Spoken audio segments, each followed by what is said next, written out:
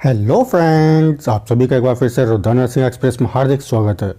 आज का हमारा important topic mental health nursing के अंतर्गत आज हम लोग बिहेवियरल थेरेपी के बारे में डिस्कशन करेंगे। इसमें हम जानेंगे कि क्या इसकी डेफिनेशन होती है, क्या क्या इनके इंडिकेशंस हैं, टाइप्स क्या क्या होते हैं, क्या इनकी टेक्निक्स होती हैं।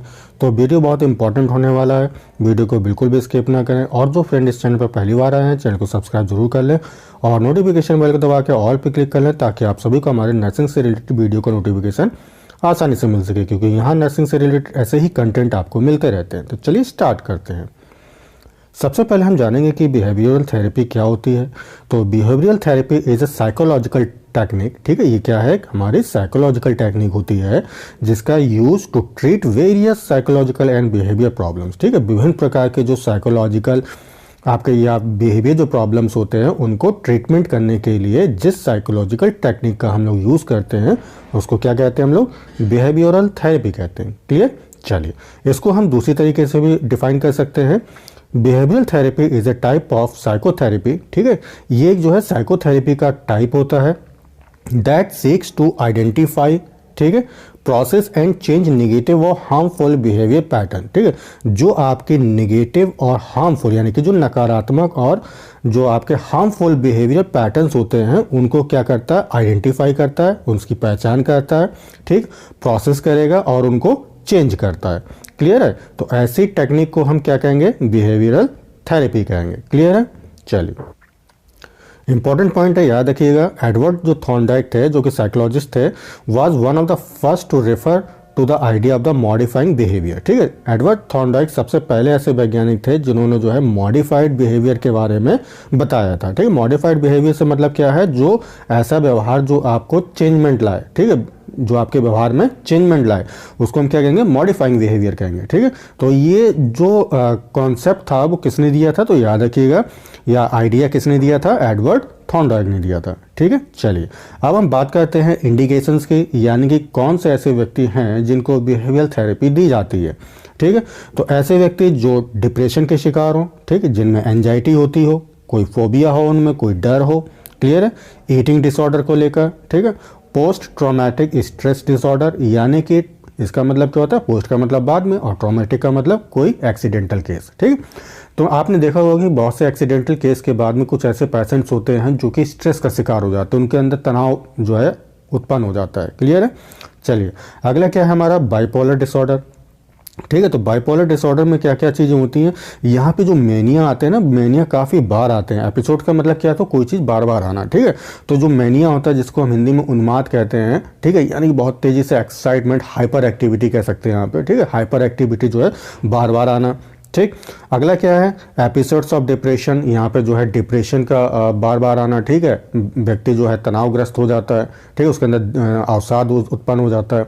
तो जब अवसाद उत्पन्न होता है तो क्या होता है, व्यक्ति में जो हाइपर एक्टिविटी जो होती है वो क्या हो जाती है, कम हो जाती है, बिल्कुल एकदम शिथिल हो जाएगा व्यक्ति इसमें। क्लियर है। नेक्स्ट हमारा ऑब्सेसिव कंपल्सिव डिसऑर्डर है। क्लियर। सेल्फ हार्मिंग बिहेवियर, यानी कि इसका मतलब क्या हुआ, ऐसा बिहेवियर जो अपने को ही चोट पहुंचाए, जैसे अपने को काट लेना। ठीक है, जैसे कटिंग है यहाँ पे, है ना। अगला क्या हमारा, substance use disorder. Substance use का मतलब क्या है, ऐसे कोई भी पदार्थ जो कि आपके लिए हानिकारक हो, जैसे शराब हो गई, ठीक है ना, तो ये सारी चीज़ें, स्मोकिंग है, तो ये सब सब्सटेंस क्या होते हैं, आपको जो है बिहेवियर आपका चेंज कर सकता है। क्लियर है। चलिए, अगला है हमारा attention deficit hyper activity disorder, जिसको हम शॉर्ट में क्या कहते हैं, एडीएचडी कहते हैं। ठीक है, तो एडीएचडी क्या है, एक ये डिसऑर्डर है जिसके अंतर्गत निम्नलिखित सिम्टम्स आ सकते हैं आपके, जैसे हाइपर एक्टिविटी, काफ़ी ज़्यादा जो है एक्टिव होना, ठीक, डिफिकल्टी इन फोकसिंग, यानी किसी चीज़ को फोकस करने में आपको दिक्कत होना, फैटिग्यू, थकान, ठीक है, इम्पल्सिविटी, आवेग, ठीक, एंड इन अटेंटिवनेस। ठीक है, इन अटेंटिवनेस का मतलब क्या, असावधानी, कोई चीज़ जो है आप सावधानी पूर्वक काम नहीं कर पा रहे हो, ठीक है, तो आपके साथ जो है असावधानी घट सकती है। क्लियर। चलिए, इसके अतिरिक्त कुछ और भी इसमें जो है सिम्टम्स होते हैं, जैसे अर्ली ईजिली गेट इरिटेटेड, बहुत जल्दी जो है आसानी से आप इरिटेट हो जाते हैं इसमें। ठीक है, ईजिली डिस्ट्रैक्टेड का मतलब जो है आप कोई वर्क कर रहे थे, ठीक है, तो एकदम जो है अचानक से कोई अगर व्यवधान उत्पन्न हो जाता है तो एकदम चौंक जाना। ठीक है, ऑलवेज रिमेन वरीड, हमेशा जो है चिंतित रहना, फॉरगेटफुलनेस, ठीक है, यानी कि भूल जाना कोई चीज़ बार बार। ठीक, तो ये सारे सिम्टम्स जो हैं आपके एडीएचडी के अंतर्गत आते हैं। क्लियर है। चलिए अब हम देखेंगे कि बिहेवियरल थेरेपी के क्या क्या टाइप्स होते हैं। तो सबसे पहला हमारा कॉग्निटिव बिहेवियरल थेरेपी, जिसको हम शॉर्ट में CBT के नाम से जानते हैं, ठीक है। तो cognitive behavioural therapy helps people learn how to identify, ठीक है। जो CBT होते हैं ये व्यक्तियों में मदद करता है कि किस प्रकार आप जो है किसी चीज़ को पहचानेंगे, ठीक है। लर्न हाउ टू आइडेंटिफाई, ठीक है, उसमें व्यक्ति सीखता है कि किस प्रकार जो है किसी चीज़ की पहचान करना है। एंड चेंज द डिस्ट्रक्टिव और डिस्टर्बिंग थॉट्स पैटर्न, ठीक है। और क्या सिखाता है और क्या चेंज करता है CBT? आपका जो डिस्ट्रक्टिव या डिस्टर्बिंग थॉट है, ऐसे थॉट जो आपके लिए कैसे हों, विनाशक थॉट हों या आपको डिस्टर्ब करने वाले आपके विचार हों, तो ऐसे विचारों को ये चेंज करेगा। कौन चेंज करता है? आपका CBT करेगा। Clear? And that have a negative influence, और ये जो आपके जो थॉट हैं, यानी कि ऐसे थॉट जो कि डिस्टर्बिंग थॉट थे या डिस्ट्रक्टिव थॉट थे, ठीक है, विनाशक थॉट थे या आपको डिस्टर्ब करने वाले थॉट्स थे, ये क्या होते हैं? ये आपके बिहेवियर और इमोशंस पर नेगेटिव इफेक्ट डालते हैं। क्लियर है? अगला है हमारा कॉग्निटिव बिहेवियर प्ले थेरेपी, ठीक है। जैसे कि नाम से स्पष्ट है, प्ले थेरेपी है, यानी कि इस प्रकार की थेरेपी हम लोग किस में यूज़ करेंगे? तो जो बच्चे होते हैं, जो चिल्ड्रंस होते हैं, हम उनमें यूज़ करते हैं, ठीक है। तो cognitive behaviour play therapy is essential useful for children, ठीक है। ये जो है बच्चों के लिए बहुत ही उपयोगी होता है, ठीक है। इसमें क्या होता है, ऐसे बच्चे जो कि बिहेवियर और पर्सनैलिटी डिसऑर्डर के शिकार होते हैं, उनको जो है उनका हम लोग ट्रीटमेंट करते हैं with the help of cognitive behavioural play therapy से, ठीक है। दिस इन्वॉल्व ऑब्जर्विंग चिल्ड्रन, ठीक है, वाइल एट प्ले। इसमें क्या होता है कि बच्चा जब खेल रहा होता है तो जो थेरेपिस्ट होते हैं वो ऑब्जर्व करते हैं, ठीक है, ऑब्जर्व करते हैं और क्या क्या मूल्यांकन करते हैं? उनके इमोशंस, उनके डिज़ायर्स और कम्युनिकेशन स्टाइल्स, ठीक है। एक दूसरे से जो है संपर्क स्थापित करना, कम्युनिकेशन का मतलब है आपस में वार्तालाप करना, ठीक। तो वो ये सारी चीज़ों को जो है क्या करेगा? इवेल्युएट करेगा, ठीक है, उसका मूल्यांकन करेगा। कौन करेगा? आपका जो थेरेपिस्ट होगा। नेक्स्ट हमारा डाइलेक्ट्रिकल बिहेवियर थेरेपी, जिसको शॉर्ट में हम लोग DBT कह देते हैं, ठीक। तो याद रखिएगा DBT को सबसे पहले किसने बनाया था? ठीक है, तो डॉक्टर मार्शा लिनहैन थे ये, ठीक है, याद रखिएगा। इन्होंने जो है DBT को सबसे पहले इसका निर्माण किया था, ठीक। To help the treat the symptoms of borderline personality disorder, ठीक है। यानी कि ये जो टेक्निक होती है, जो DBT टेक्निक है, इसका हम लोग यूज़ कहाँ करते हैं? तो जो बॉर्डरलाइन पर्सनैलिटी डिसऑर्डर के जो सिम्टम्स होते हैं उनके ट्रीटमेंट के लिए जो है हम लोग DBT का यूज़ करते हैं। चलिए अब हम जानेंगे कि ये बॉर्डरलाइन पर्सनैलिटी डिसऑर्डर, जिसको शॉर्ट में हम लोग BPD कह देते हैं, क्या चीज़ है? देखिए, BPD क्या ही एक मेंटल हेल्थ कंडीशन होती है, ठीक। पीपल विद BPD, जो BPD से ग्रसित व्यक्ति होते हैं, हैव एक्सट्रीम मूड स्विंग। उनका जो मूड होता है कंसंट्रेट ना होकर कैसा होगा? स्विंग होगा। स्विंग का मतलब होता है इधर उधर, ठीक है, झूलता हुआ आपका जो है माइंड होगा, एकदम कंसंट्रेट नहीं होगा। व्यक्ति जो है कुछ सोचेगा, फिर थोड़ी देर बाद वो कुछ और सोचने लगता है, ठीक है। तो मूड जो है इसका स्टेबल नहीं होगा। अगला क्या है? अनस्टेबल रिलेशनशिप, यानी कि व्यक्ति जो है इसमें दूसरों के साथ में संबंध जो है स्थापित नहीं कर पाता है या फेल हो जाता है, ठीक है। And trouble controlling their emotions, और अपने इमोशंस को जो है कंट्रोल करने में उसको बहुत ज़्यादा दिक्कत होती है, ट्रबल होती है उसको, ठीक है। They have a higher risk of suicide, और जो ऐसे व्यक्ति होते हैं उनमें जो सुसाइड की जो टेंडेंसी होती है काफ़ी ज़्यादा होती है, ठीक है। एंड सेल्फ डिस्ट्रक्टिव बिहेवियर, ठीक है। और क्या होता है? ऐसे जो व्यक्ति होते हैं अपने व्यवहार को भी जो है क्या करते हैं? विनाश की कैटेगरी में लाते हैं, ठीक है, विनाश के कगार पर लाते हैं। यानी कि वो अपने आप को जो है सेल्फ हार्मनेस जो है कर सकते हैं, ठीक है, अपने आप को नुकसान पहुंचा सकते हैं। तो ऐसी कंडीशन को हम क्या कहेंगे? BPD कहेंगे, ठीक है। तो BPD का केवल और केवल एक ही ट्रीटमेंट होता है, वो भी सो आपका टॉक थेरेपी, ठीक है। जैसे कि आप ये फिगर में देख रहे हैं, हम जो है टॉक थेरेपी के द्वारा जो है BPD को सही करते हैं, और इसके अलावा इसका कोई भी ट्रीटमेंट नहीं है, ना ही कोई ऐसी मेडिसिन होती हैं। क्लियर है? अगला हमारा है रेशनल इमोटिव बिहेवियर थेरेपी, ठीक है, जिसको शॉर्ट में हम लोग क्या कहते हैं? REBT कहते हैं, ठीक। REBT focuses on identifying negative और डिस्ट्रक्टिव थॉट एंड फीलिंग्स, ठीक है। जो भी ऐसे आपके नकारात्मक और विनाशक जो थॉट्स होते हैं या आपकी जो फीलिंग्स होते हैं, उनकी क्या होता है? पहचान करना, ठीक, आइडेंटिफाई करना उनका। People then actively change challenge those thoughts and replace with them more rational and realistic ones. ठीक है, यानी कि ऐसे व्यक्ति जिनके अंदर निगेटिव और डिस्ट्रक्टिव थॉट एंड फीलिंग्स हैं, ठीक, तो ऐसी थॉट और फीलिंग को हम रैशनल यानी कि तर्क संगत और यथार्थवादी जो थॉट्स होते हैं, जो एक्चुअल थॉट्स होते हैं, उनके द्वारा हम रिप्लेस कर देंगे। क्या रिप्लेस करेंगे? जो आपके निगेटिव और डिस्ट्रक्टिव थॉट्स होते हैं। क्लियर है? तो ऐसी कंडीशन को हम क्या कहते हैं? REBT कहते हैं। अगला है हमारा सोशल लर्निंग थ्योरी। ठीक है, तो सोशल लर्निंग जो थ्योरी होती है ये किस पर सेंटर होती है? How people learn through the observation, यानी कि किसी चीज को ऑब्जर्व करके व्यक्ति क्या सीखता है, कैसे सीखता है ना। तो ये सारी चीजें जो हैं हम लोग सोशल लर्निंग थ्योरी के अंतर्गत देखते हैं। चलिए अब हम समझेंगे कि क्या क्या बिहेवियरल थेरेपी की टेक्निक्स होते हैं। तो सबसे पहली इंपॉर्टेंट टेक्निक है क्लासिकल कंडीशनिंग। ठीक है, तो क्लासिकल कंडीशनिंग के अंतर्गत क्या होता है? याद रखिए, classical conditioning is a type of learning. यह एक जो है लर्निंग का टाइप होता है, यानी कि सीखने का एक प्रकार है, जिसमें क्या होता है? That happens unconsciously. जो भी आप सीखते हैं ना, तो वो एकदम अनजाने में आप कोई चीज़ सीख लो। ठीक, अनजाने में किसी चीज़ को सीख लेना क्या कहलाता है? क्लासिकल कंडीशनिंग कहलाता है। ठीक है, और सभी को मालूम होगा कि जो क्लासिकल कंडीशनिंग के जो जनक थे, जो फादर थे, वो कौन थे? इवान पावलोव थे। ठीक है, इन्होंने जो है इवान पावलोव ने कुत्तों पर अपना एक्सपेरिमेंट किया था। ठीक है, चलिए, classical conditioning is one way to alter a behaviour. Classical condition एक तरीका है जो आपके व्यवहार को क्या कर सकता है? चेंजमेंट कर सकता है। क्लियर है?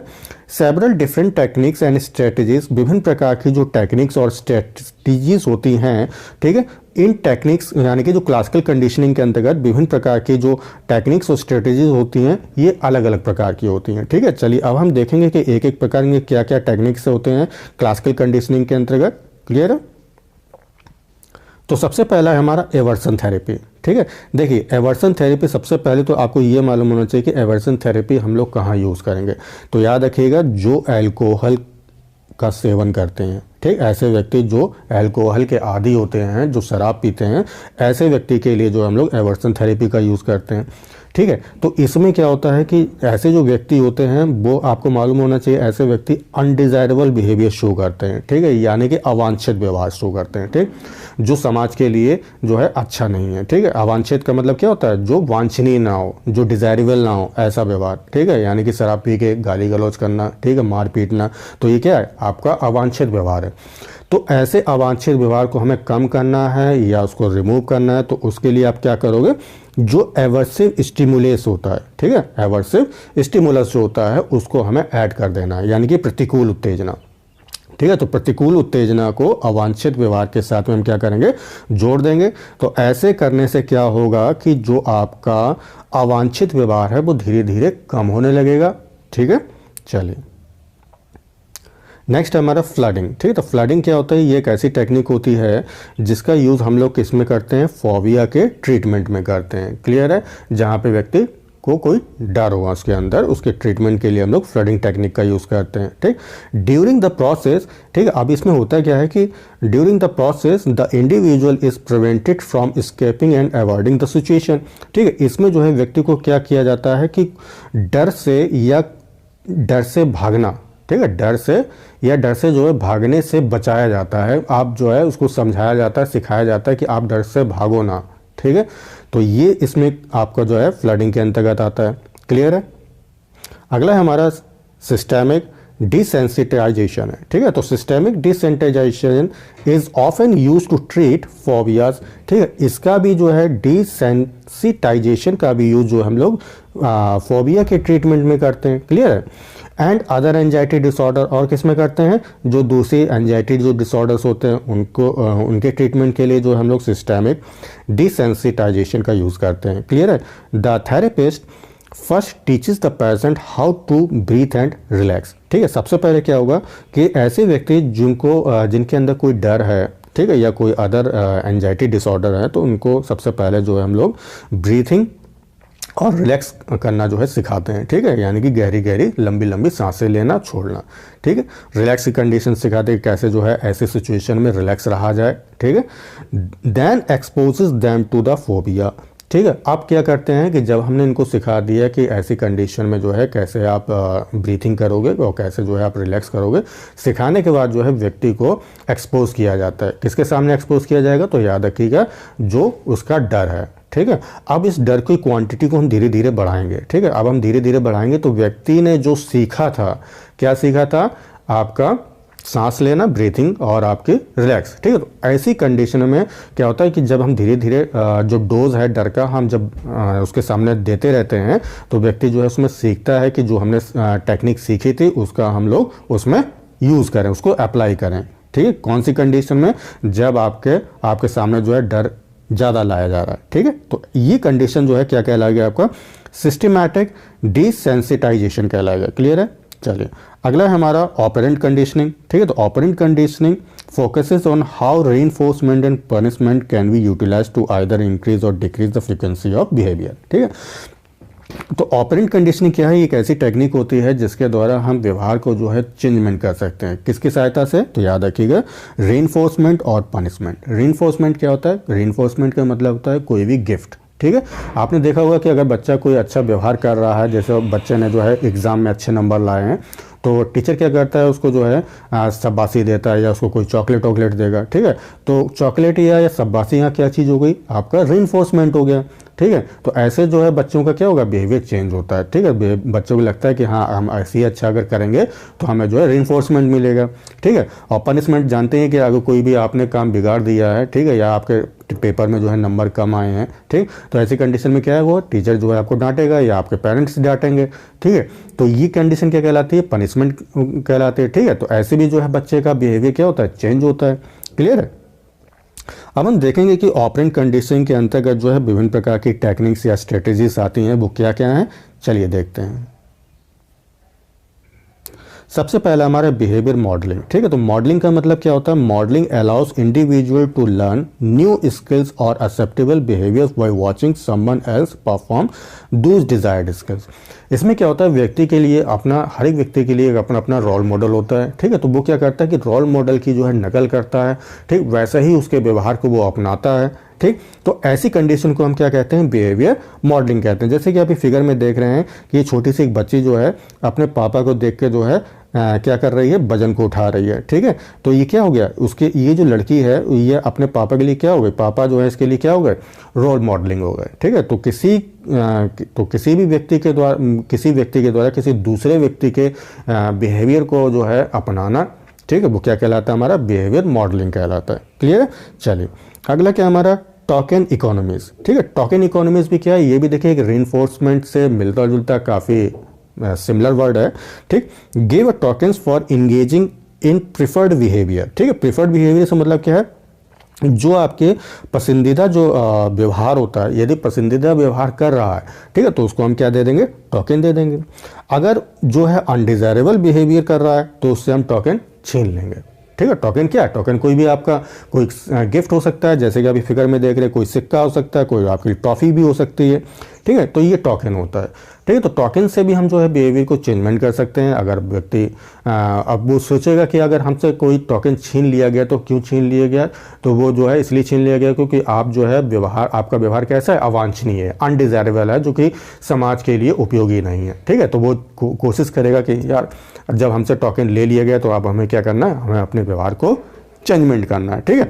तो ये जो है आपका टोकन इकोनॉमी इसके अंतर्गत आ जाता है। क्लियर है? आशा करता हूँ कि टॉपिक को आपको अच्छी तरह से समझ में आ गया होगा। कमेंट बॉक्स में ज़रूर लिख के बताएं कि टॉपिक आपको कैसा लगा। और जो भी फ्रेंड इस वीडियो को देख रहे थे तो कृपया इसको जो है अपने दोस्तों के साथ में शेयर ज़रूर किया करें और अपने वीडियो को लाइक करें और सब्सक्राइब जरूर कर लिया करें, क्योंकि आपके सब्सक्राइब करने से मुझे मोटिवेशन मिलता है कि मैं आपके लिए ऐसे ही अच्छा